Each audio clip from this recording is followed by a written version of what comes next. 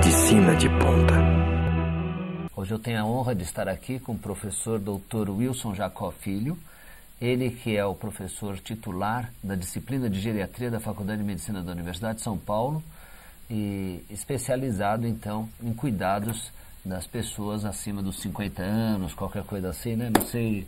Tudo bem, professor Wilson? Como vai, Rafael? Tudo bem. Um prazer estar aqui com você. Igualmente, tanto tempo que a gente não se vê. Verdade. Mas, realmente, eu queria que o senhor começasse me explicando o que é a geriatria e a gerontologia, que tanto tem se desenvolvido aqui no Brasil. Eu acho bastante oportuno a gente poder falar um pouco sobre essas duas áreas do conhecimento, porque elas são muito frequentemente confundidas e existe mesmo uma dificuldade de entender exatamente qual é a área de atuação do geriatra e do gerontólogo. Em verdade, a geriatria é uma especialidade médica e, obviamente, realizada e interessada ao médico. É um ramo do conhecimento médico que se destina a cuidar da pessoa que envelhece. Não necessariamente a partir de uma determinada idade, nem necessariamente até uma determinada idade, mas a partir de do conceito de envelhecimento, com as necessárias alterações e com a sua necessária preocupação. O geriatra é aquele indivíduo que deve conduzir com o conhecimento médico quais são as necessidades e quais são as obrigações que uma pessoa tem que cumprir para envelhecer bem. Já a gerontologia diz respeito a todas as outras áreas profissionais, inclusive a do médico, que se preocupam com o envelhecimento.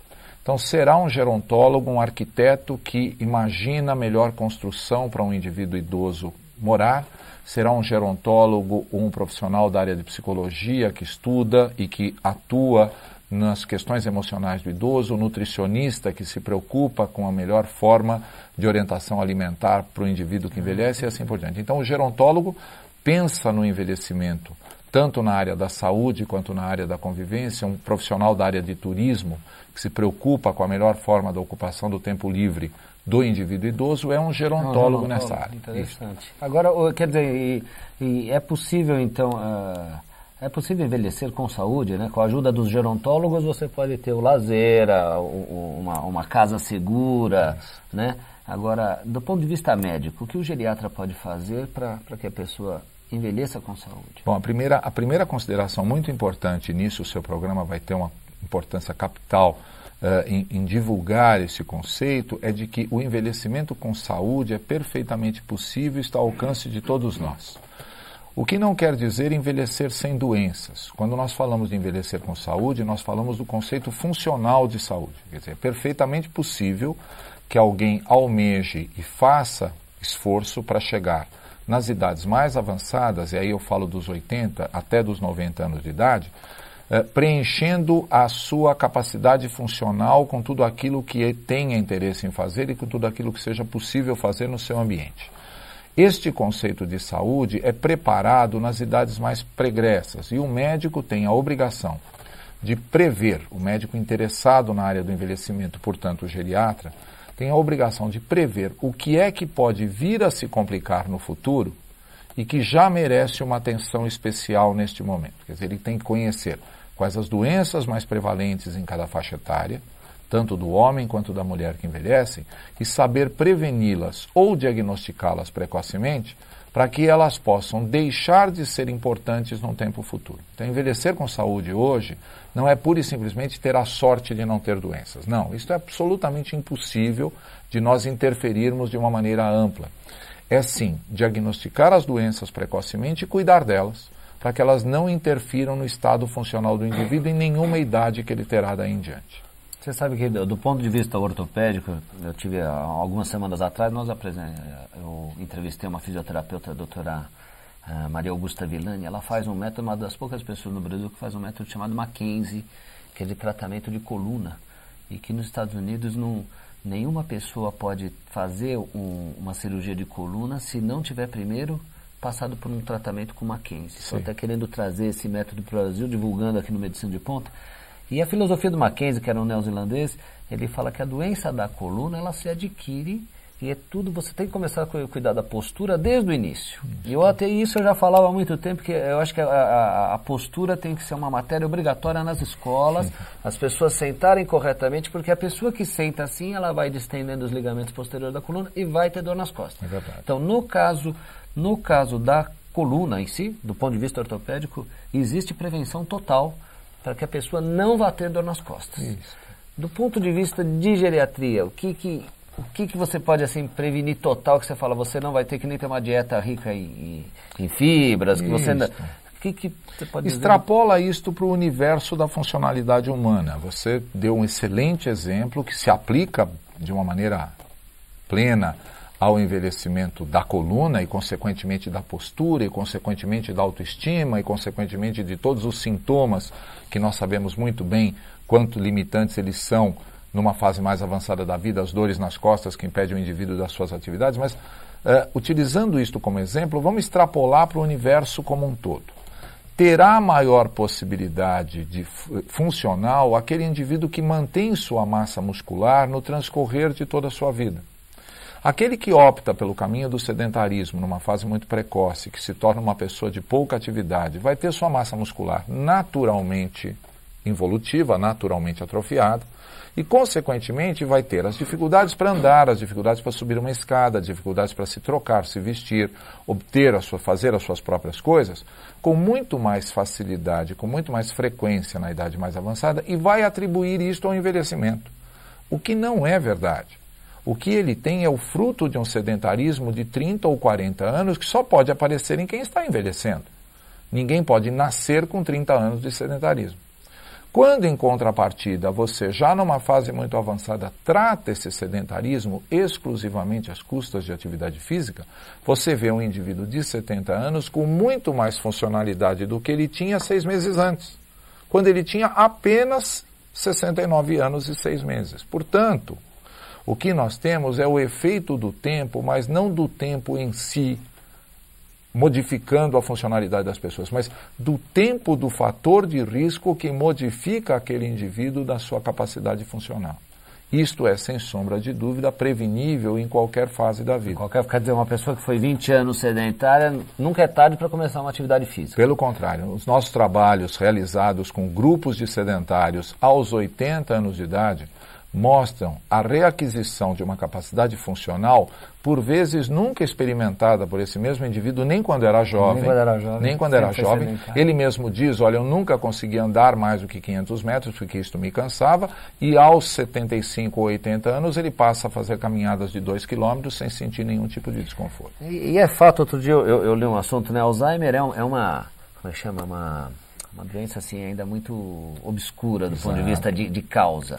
Mas eu li que as pessoas que fazem atividade física têm uma menor incidência de Alzheimer. Isso é verdade? Isso é um fato. O que nós sabemos hoje sobre Alzheimer, e é muito interessante você tocar nesse assunto, porque este termo, este nome, tem sido tornado sinônimo de uma série de situações que não são a realidade da doença de Alzheimer, quanto no passado a doença ou a entidade chamada esclerose cerebral também ganhou uma divulgação popular, fazendo com que pessoas fossem consideradas esclerosadas, quando em verdade elas tinham distúrbios que poderiam muito bem ser diagnosticados e tratados. Então, excelente oportunidade para desfazer o conceito de que Alzheimer é tudo aquilo que não funciona bem no cérebro de uma pessoa que envelhece. Isto não é verdade.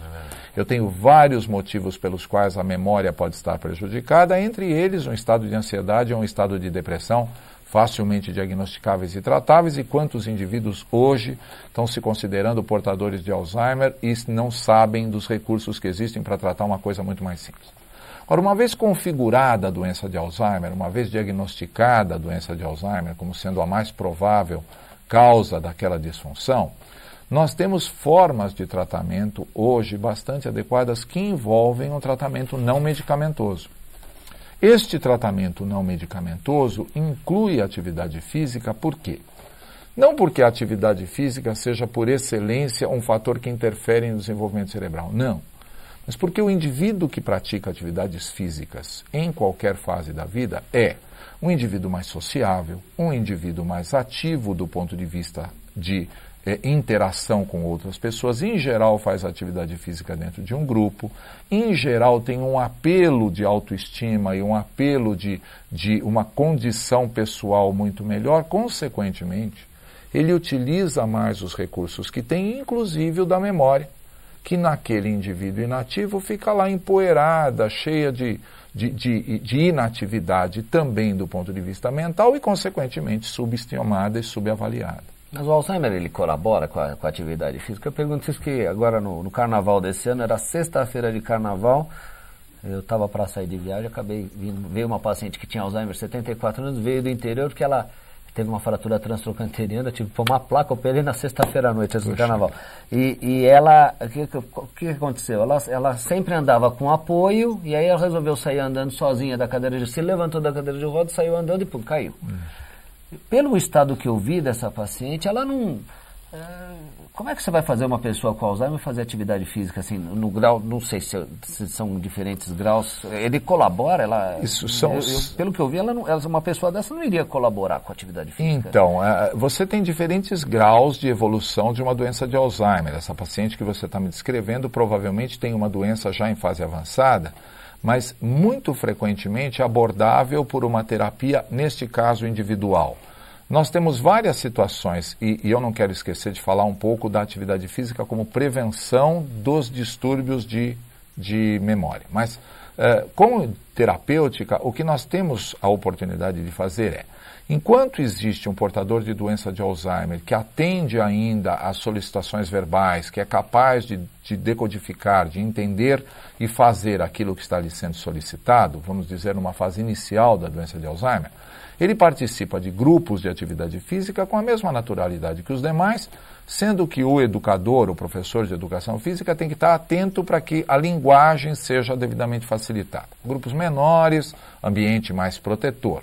Na medida em que a pessoa vai caminhando na evolução de sua doença, esta atenção tem que ser um pouco mais individualizada. Mas nos nossos trabalhos com reabilitação cognitiva, nós temos visto que mesmo fases moderadas ou avançadas da doença de Alzheimer, o indivíduo ainda guarda a capacidade de imitar o movimento do instrutor. Então, não necessariamente por uma ordem verbal, mas sim por uma imitação, dizendo, por exemplo, vamos levantar agora a perna direita, e levantando a perna direita com o braço esquerdo, ele consegue imitar isto, fazendo a mesma coisa que o instrutor está fazendo, o que se faz e acaba fazendo uma atividade com muita física. facilidade, exatamente. Você tocou num assunto aí de memória. Tem alguma coisa para se fazer? Isso é bastante interessante. A maioria das pessoas acredita que o declínio da memória é um sinônimo de envelhecimento. Quantas e quantas vezes você deve ter lido, ouvido ou ouvido alguém dizer: "Pô, eu ando muito esquecido, acho que eu estou envelhecendo". E o indivíduo atesta isso com certo pesar, com uma certa melancolia. Nós temos a dizer que, na maior parte das vezes, se nós identificarmos pessoas que não possuem doença cerebral, em qualquer idade, os testes de memória mostram uma semelhança muito grande entre o indivíduo de 30, de 40, de 70 ou de 80 anos. São muito pequenas as diferenças que existem entre adultos normais, independente da idade. O que muito frequentemente acontece são dois fenômenos. O primeiro, o julgamento crítico nosso perante um esquecimento de um idoso é muito mais intenso do que o julgamento crítico que nós temos perante o esquecimento de um jovem. Quando um jovem esquece alguma coisa aos 30 anos de idade, nós dizemos que ele está com a cabeça avoada, que ele está desligado, que ele está pensando noutra coisa, desatento ou qualquer coisa assim. Quando um homem ou uma mulher de 70 anos esquece alguma coisa, nós somos muito cruéis e dizemos: você está esclerosado, você está demenciado. É verdade. Quando o esquecimento é exatamente o mesmo. Um segundo aspecto é que a pessoa idosa tem um pouco menos capacidade de atenção. Então ele precisa ser chamado à atenção para que aquilo seja memorizado. Então, quando vou fazer um teste de memória com o idoso, eu digo: vou lhe dar 3 palavras para que o senhor as guarde, porque eu vou lhe perguntar adiante. O indivíduo normal guarda as 3 palavras com a maior facilidade, portanto a memória é boa. Se eu lhe disser, vou lhe dar 3 palavras e não disser que vou perguntá-las adiante, pode ser que ele não preste atenção e futuramente ele vai dizer que não lembra, mas não é que não lembra, não guardou. E não tendo guardado, não pode-se usar a memória para aquilo que não foi. Você está me falando que é exercitar. Exatamente. Todas as idades, eu acho que essas dicas são válidas. É verdade. Né? Se você que não é idoso, mas acha que não está com memória boa, presta atenção aí. Então, quais são as formas de exercitar a memória? Lafayette, a memória, como qualquer outra função, principalmente no caso do ser humano, ela depende de um constante estímulo, de uma constante utilização. Nós falamos no primeiro bloco a respeito de manter a força muscular, e assim é a capacidade digestiva, e assim é o bom funcionamento do intestino. Tudo aquilo que mantém seu uso terá mais possibilidade de responder a uma nova demanda, porque tem competência funcional maior. A memória é um excelente exemplo disso. Todos nós sabemos que, à medida em que solicitamos uma atividade cerebral, não só da memória, mas também a da criatividade, também a da mudança de estratégias, nós utilizamos tudo aquilo que aprendemos anteriormente para buscar uma nova solução. E isto decorre, lógico, do número de neurônios que temos no cérebro, mas mais importante do que isto, da conexão entre esses neurônios. Sabemos muito bem que os neurônios declinam em número desde o nosso nascimento. Nascemos com muito mais neurônios do que precisamos e vamos depurando esses neurônios à medida em que o tempo passa. Então, é falsa a ideia de que o indivíduo perde neurônios só quando envelhece. Ele perde neurônios a vida toda e é capaz de manter a sua boa função cerebral até o final de sua vida, e grandes exemplos já nos demonstraram isso. O que nós precisamos ter claro é que precisamos manter a conexão entre esses neurônios, o contato entre esses neurônios preservado a vida toda. E isto se faz mediante estímulo. Então, as dicas que você está pedindo é uma constante estímulo e uma constante entrada de novas informações e uma constante renovação de tudo aquilo que já faz parte do nosso patrimônio de memória. Ou seja, jogos como palavras cruzadas, jogos dos 7 erros, jogos de caça-palavras que existem no cotidiano dessas revistas de diversão. Isso.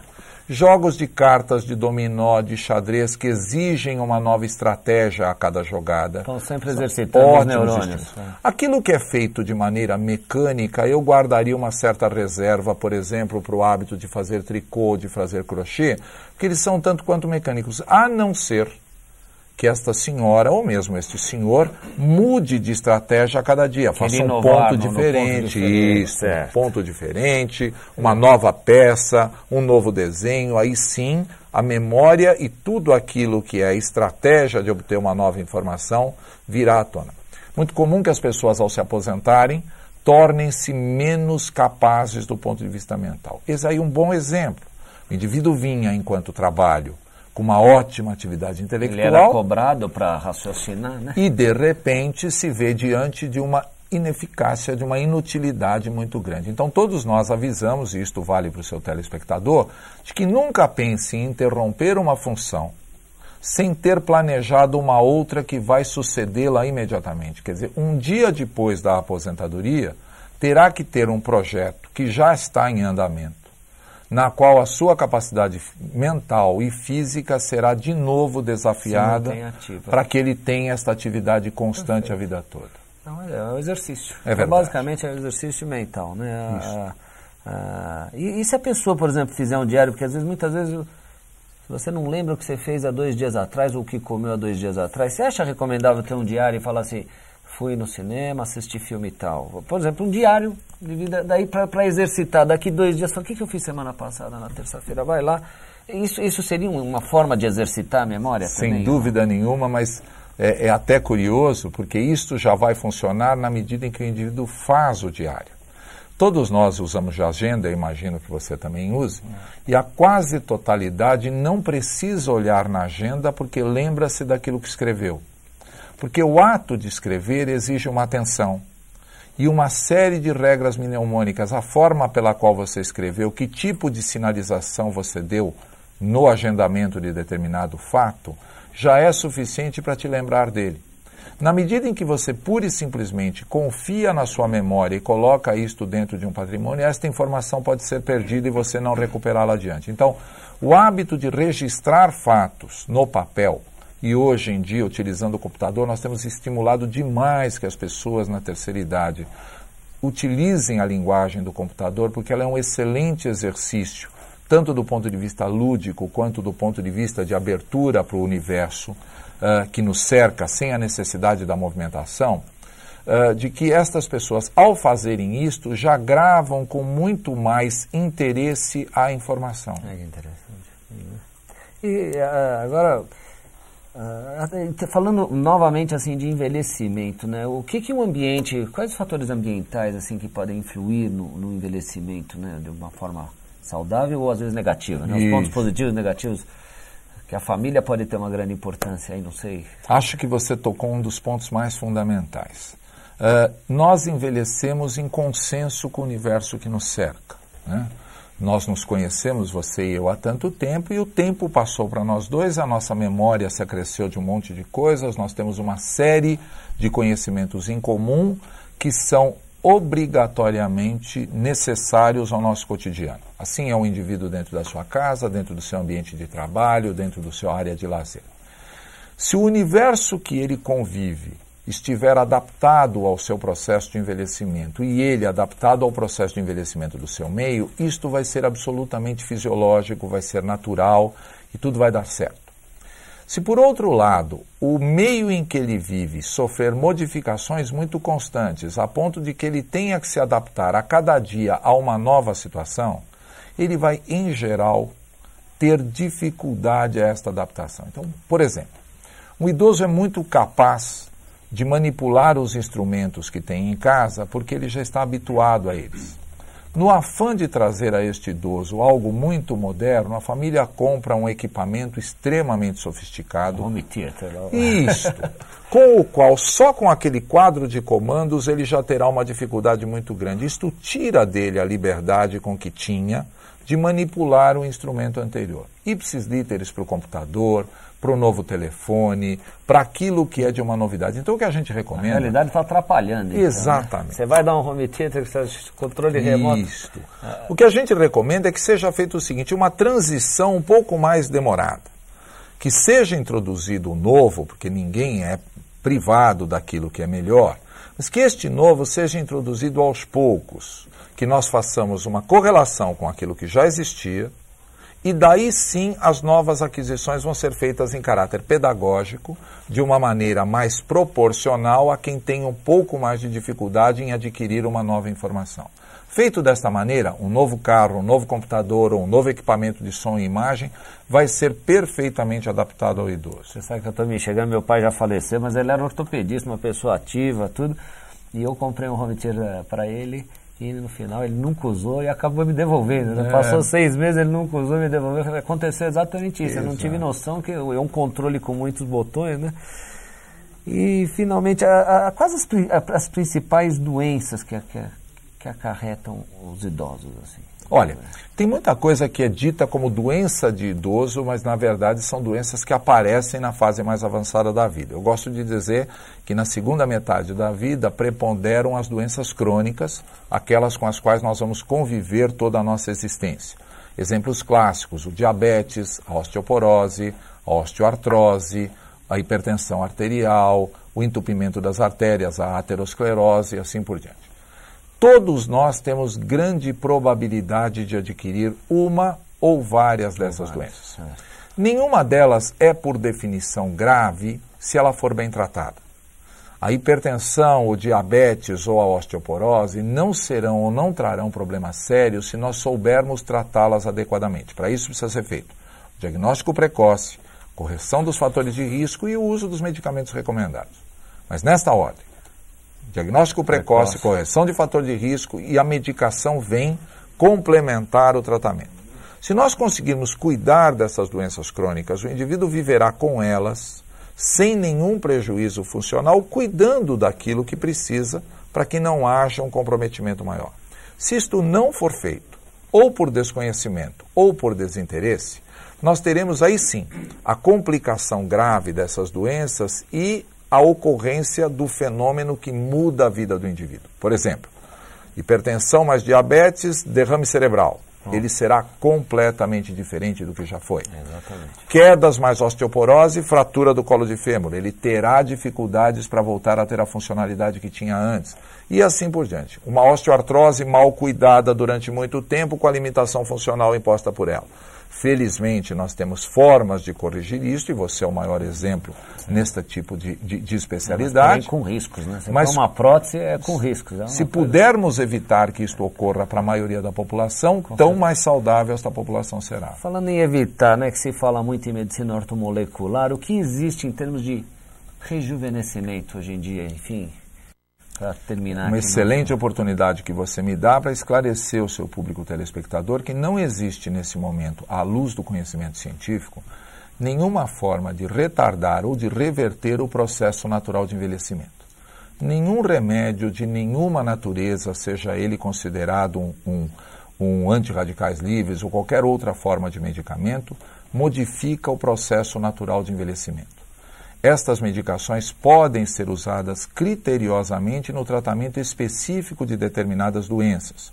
Quando falamos a respeito do envelhecimento normal ou das alterações próprias do envelhecimento, nós não consideramos, à luz da ciência, e a própria Associação Médica Brasileira reitera isso nos seus vários pareceres, de que todas essas técnicas de rejuvenescimento não são cientificamente justificadas, portanto, não recomendadas para uso. Você quer dizer que a medicina ortomolecular não é aprovada pela Associação Médica Brasileira? Ela não é. O tratamento ortomolecular para o envelhecimento não tem nenhum respaldo científico e não é aprovado pela Associação Médica Brasileira. Eu não sei se eu poderia dizer que o melhor remédio para o envelhecimento é cuidar bem do seu corpo e da sua alimentação durante toda a sua existência. Durante toda a sua existência. Exatamente. Acho que é o melhor Envelhecerá remédio. melhor quem se preocupar com isso mais cedo. Perfeito. Olha, é isso aí. É a mensagem que deixamos aqui. Envelhecerá melhor quem se preocupar com isso mais cedo. E é isso aí, telespectador. Doutor Wilson vai ter que voltar aqui. Muito obrigado. O assunto é muito interessante. E é isso aí, gente. Vocês precisando de mais informações, entre no nosso site www.links.com.br e até semana que vem. Muito obrigado, doutor Wilson. Obrigado, Lafayette. Valeu.